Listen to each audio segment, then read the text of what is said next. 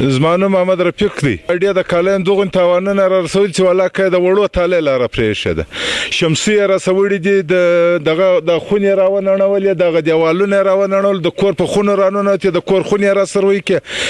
یو شی پر دنیا نه دی را پرېښ دغه د مرستې راغلي موږ ته هیڅ دغه نه ده سوی. موږ په خوا باندې حکومت څخه موږ لا خواست کوو چې موږ سره مرسته وکړي موږ سره د کومک وکړي ولاکه د جوب دغه لرم چې خیر پر راوړم دیوال په مهره په نوم ګلمیر دی دا ډېره کالی دغسې مست رود راغلی چې د هغه کورو در دې کورو پورې باید دی زما د 2 لک روپو دوکان وی 4 یا 5 کمرې به یې راسه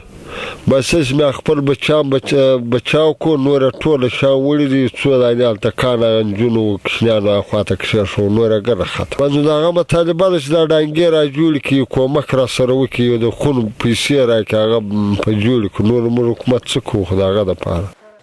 نوم صدیق محمد میر دی کلی دوست محمد اډیا کول بس د دې خوا یو سیلاب راغلی بس په دا کور کښېوتی بس خالي کشنیان مې جمع چاک نور شی نه دی پرېږ هلته د پرچون تکان ول تورې و خونې و کټان شان ګرد آباتي سوه هغه ګرده ویوړل دا ځای باندې 6 خونې وې دا ګردې ټوټل ویوړلې صرف په خونه کې د کور په خونه کې مو اوبه ودرېدې ګرده بس سامانونه شی نه دی را پرېږي دا مطالبه داسې راسي حکومت دا ډانګې را جوړې کړي دا دغه را جوړې کړي ورور تاوانونه سوي دي هېڅ شی نشته وروره د بل په کورو کې دي کشنیان حکومت یې تعاون وکړي ساجي په خلاص زما نوم دی شرف الدین او دا کلی چې دی حاجي بیان کلی دی حاجي مهربان د کلا سره بارانونه سوي دي ډېر نقصانات یې رسولي دي د پخې کلاوې د کچه کورونه یې نړولي دي نو زموږ د ادارو د حکومت څخه دا خواست دی چې زموږ سره مدد وکړي دلته راشي پر د علاقو وګرځېږي د علاقې وګوري حالات ډېر ګډوډ دي خریبان خلک دي ته نواشۍ د ماښام ګوله نه لري سرکار خو د 2 سلانه دی راغلی نه چا غږ کړی دی ته نواشۍ نو موږ د سرکار څخه پوره امید دی ته نواشۍ چې راشي پر علاقه وګرځي دا کورونه وګوري دا دغه وګوري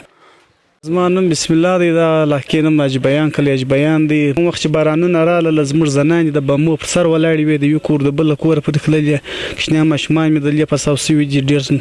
شیان یې رسوړي دي د کور پلیټونو وړو ګیسونو دا ګرده سامان یې زموږ څه وړي دي نو موږ د حکومت والا څه دا خواست کوو چې یار دی راشي دا ځای دې وګوري بیا دې زموږ سره د دوی خپل امداد کولی چې په واسطه پر هغه دې راسره وکړي زما نوم محمد الله دی موږ کورونه ډېر کاله دوست محمد دی پر موږ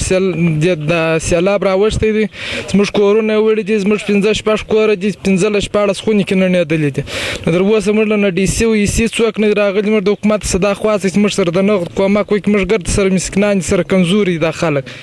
زما نوم عبدالحبیب دی ډېر کاله سیلاب راغلی خو په هغه کې مطلب دوی تباهي نه وه دا وار ډېره تباهي سوې ده هغه سیلاب راغلی هغه کې مطلب دوی اوبه نه دي ویل چې مطلب تباهي یې کوله دا وار یې ډېره تباهي کړې کورونو ځایونو په کورو اوبه ننوتي زما په سرای اوبه ننوتې ټوټل سرای کې اوبه ولاړې وې بیا موږ دیوالونه وننوت بیا اوبه ووتې